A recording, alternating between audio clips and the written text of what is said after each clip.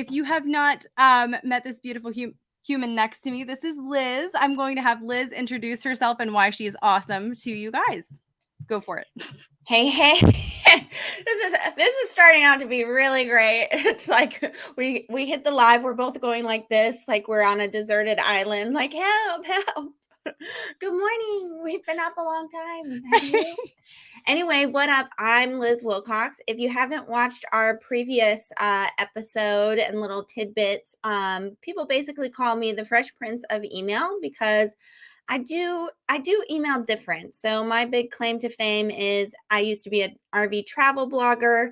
And when I decided to finally, do the thing they tell you to do and launch a digital course, I had 141 people on my wait list and I made 141 sales.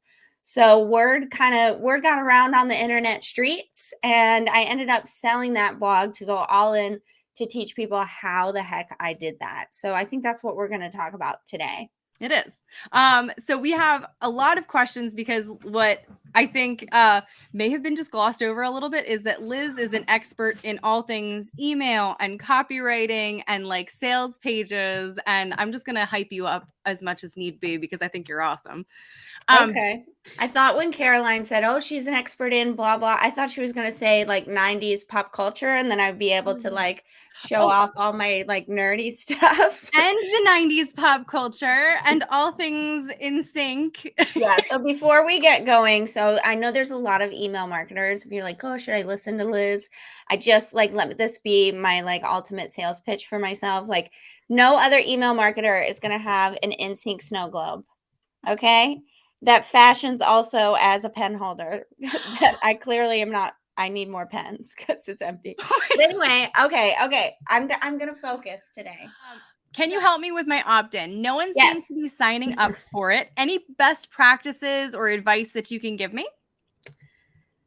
Yeah, I wish we could see it. So I know. I would say that it probably has too much text on it, or it's not talking to the ideal person. Can I actually pull this up since we're on video? Let me find my list building. I want to give you an example, or I want to just run through I love visual your aids. landing page. Can you see this? Yes. Okay, so with your landing page copy, you want to use copy that stands out. And that copy that stands out is when it says a lot in as little words as possible. Okay. You don't want that sales letter we were talking about earlier. It works for a certain kind of person, but chances are, you and me are just average, average Janes and Joes, right? So copy stands out when it says as little, or it says a lot in as little words as possible. So using things like pictures, like I think on my landing page, I'm wearing a picture of, or I'm wearing a shirt that has Will Smith on it, and I'm pointing to it kind of silly, and I'm like, Will Smith would want you to have this. Like that adds no actual value to the page other than the type of person Liz Wilcox is, right? You're getting a vibe, and that vibe may or may not get you to sign up. If if you think Will Smith is canceled nowadays, you are not going to sign up, right?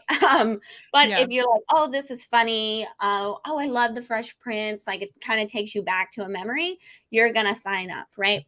And you want to talk directly to your ideal person, okay? You want to say, like for me, if I'm doing, like yesterday, I did a training like this for bloggers. So the landing page that I was sending them literally says, "Hey, blogger," right? So like if you don't consider yourself a blogger, you're going to land on that page and you're going to exit right out. But if you are a blogger, you're going to be like, oh my gosh, she's talking to me, right? So making sure your copy talks directly to that ideal person.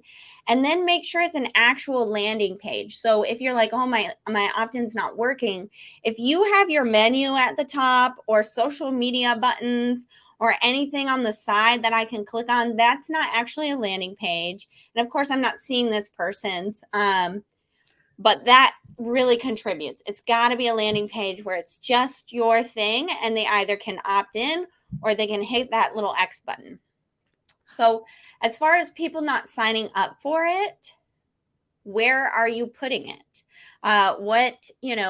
Are you going out there? Are you putting yourself out there like me right now and, asking people to sign up?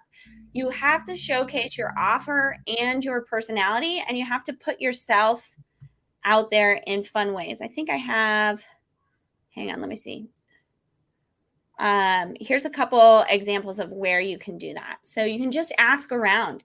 You can go into Facebook groups and, become the go-to, right? And this, we've all seen the person that does it the wrong way, right? That's like, oh, sign up for my app, sign up for my app. It doesn't matter what the person is asking. But if you can become a go-to, like for me, I'm an email marketer. So any Facebook group I'm in, if somebody asks about email, I'm there, right? So suddenly, after a few months, somebody is tagging me. Oh, I bet Liz knows the answer, right? Put it on social media, do guest blogging, Pinterest. Optimize your website so that people, if you go to lizwilcox.com, you'll see, I think I asked 5 or 6 times. At the bottom, it literally says, oops, you did it again. You got to the bottom of the page and you didn't sign up for my email list. Picking up speed. You can do link shares. Like if Caroline and I decided to do one, I would send out an email to my people with her freebie. She would send out an email to her people with mine. So if you're finding that it's just not converting, go out and network and find other people that do something similar or something adjacent, and help each other grow in that way. Also getting on the right podcasts, trainings like this, stuff like that, any kind of visibility. The last thing I want to say about, my freebie is not converting, make sure that landing page is right. We already shared a little copy tip on there. But what I want you to know about getting your freebie out there is, like, you're probably like this. Your people are probably like Mariah up here. Like, I don't know her. Like, I don't want to sign up. I don't know her. But once you get people aware of your brand, you are going to have people that are like, we belong together. Okay. I can't believe I just sung, right? We all know that song, right? So that is the point of getting your freebie out there and getting, doing all of those strategies, because visibility and list building and getting that opt-in out there, they go hand in hand. Whether you are like Tia and Tamara or like Team Mary Kate and Ashley, I don't care who you are, but think about your list building. Think about that freebie and visibility as they're twins, right? They're not exactly the same, but when you put them together, it just makes sense. Okay, I hope that's helpful. Yes. So do you have any, I guess, final words on what people can do, especially when they're first starting out, to kind of get past the big scaries? I have no other word other than just the big scaries of hitting send for the first time on an email. Yeah, great question. And this is the part where I've been talking for an hour and a half or an hour and 5, and I'm just going to pitch myself. Join my membership. I will encourage you. I will cheerlead you. I know it's scary. I know it's like, here's the mouse, like, I don't know. Just keeping the real answer, just remembering, we're just trying to turn these people into friends. It doesn't have to be perfect, but again, thinking of them as real people, okay, even if you've only got a few people, okay, I know this person, or I want to get to know this person, right? It's the same with social media. When people comment, we're commenting for the first time, thinking of it as that, maybe even thinking of it as a social platform at first, if that helps you to hit send. Nothing is finite. Sending newsletters, again, it allows the brand to evolve. So if you mess up this week, you've got another chance next week. Yeah. And join my membership. I'll write it for you. It'll take away all the stress. I was going to 90% of the stress. You still have to hit send. But again, you can email me. I'll rah the crap out of you. Liz, thank you so much for being here. Where can people find you and find more about you? Yeah, so if you're just getting started with email, of course, you can go to lizwilcox.com and hit the hot pink button and get my freebie. You can get a welcome sequence already written for you and some newsletter samples. But the best way right now is the flash sale, of course. I know Caroline has her affiliate link. That sale ends tonight. And that really is the best way. I retired my services because of this offer.